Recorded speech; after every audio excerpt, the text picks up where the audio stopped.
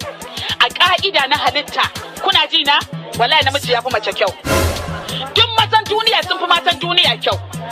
Shasa idan namiji ya wanka basilin kawai, idan ya ga dama da ruwan kankara babu mai ganewa, sai ya ɗau basilin ɗin shi ya shafa. Yana ɗan sa ɗan filtex ɗin shi da ɗan singlet ɗin shi da boxers ɗin shi ɗan sa ɗan cover shi ɗin ne ɗan saka Rolex da glass ɗin shi da hula.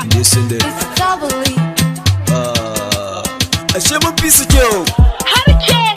Purchase your tracks today. Mun fi su kyau. Ashe mun fi su kyau. Papa mun fi su kyau. Purchase your tracks today. Ai can baki suke sawa. Suke sawa. Har wani foda suke sawa. Suke sawa.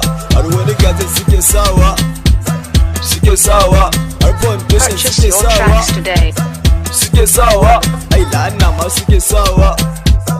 Suke sawa, ai shado ma suke sawa. Suke sawa, ashe mun fi su kyau. Haba mun fi su kyau. Purchase your tracks today. Ashe mun fi su kyau.